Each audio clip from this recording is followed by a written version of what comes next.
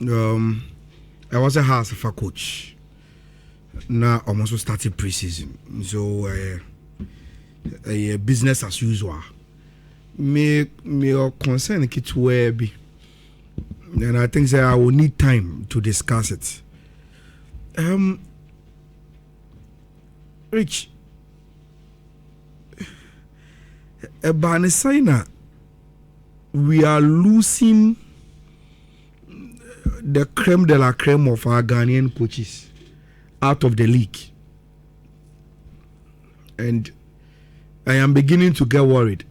I know fundamentally me can conform raising issues about the level of your coaching, until this in enyame, but I am beginning to get worried because and I'm no say my anger ni ho Rich coach make a creme de la creme bia make Bashir Hayford say bibia and Sia Lions. He will not coach in our Premier League, but he's there.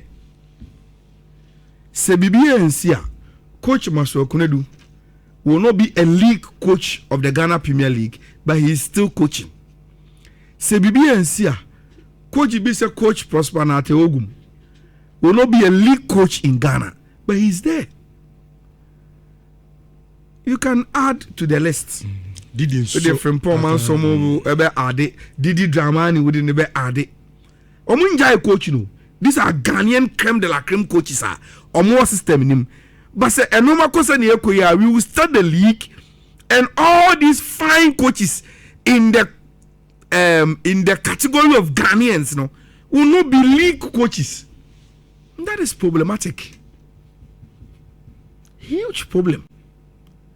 I didn't see a recognition of clubs in Enya say probably a Ghanaian coaches, omo modern barber form entina omo looking beyond them to go for these foreigners and our coaches na gasa so nyintum say as a recycling na ya doso we got here na na wakotim foforo as omo na ye recycle mu system ni mu.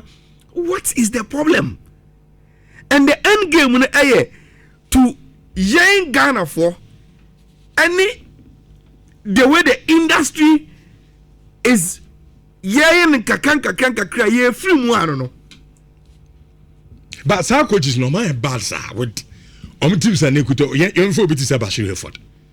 Bashir Hayford at a point on him a Lions e kakitu e bi na league no mutimi Germany. But they saying and koi Didi yen na him has problems. Yes. Transfer ban or the show or the house almost and ukofana ukobusa ne pass employers no busa okay to say the government also technical meeting come back my anger so day this is got relegation and my anger so some baby any so be can and my anger ya no kofa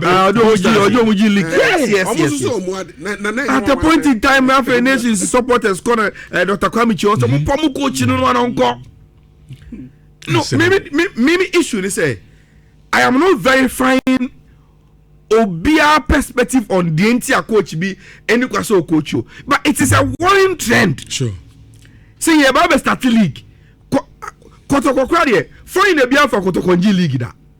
But almost to hell with that trend, they are going for expatriate. Then Hearts brings in expatriate. Vision brings in expatriate. Heart of Lions brings in expatriate. Obia the expatriate coach ba. Yes, you get to say your coaching standards are from. Your coaching education here a lot of improvement. But Rich, so again in the Ghana Premier League nature cha. When you are losing your top coaches out of the league, yes, starting league now league center say you're not going to get the familiar Ghanaian coaches vibe into the league now. You're worrying. One of these days, let's raise the coaches on the line. Teams are looking beyond them and bringing in these foreigners. So these foreigners doesn't even come in with some special series. But teams in the work could say, let's dump these guys and go for Wemo. And then yes, and yes, Adiana, I say, Ghana ni hu broni say Sabio as a superior and yes, so without respect, God the be minimum as a matter of fact, the result now open on the Bama. Ebi Jane has a junior elite coach is here director sports AK. And here been so a class ni been so as a same period say ebi mu due said ya na omunia bo trene ko omode omofaso and also count na ma ebi mu ensu Jane adwuma because minim team onebia na ni players ko ntimi nju omoka also ye both season ni wia me kofa boni coach naba meanwhile the players go ntimi nju omoka and can normally un masma director sports okay odim baboni no betia no obetia but normally nanka Kim Pfizer be ko in for Bruni unim omu reason Kim Pfizer dey say ye bebo season every no ye bebo season every no Bruni dey heavy problem oh dey be enye ne sana okay me ko abasisi dachi enkwe obiara ene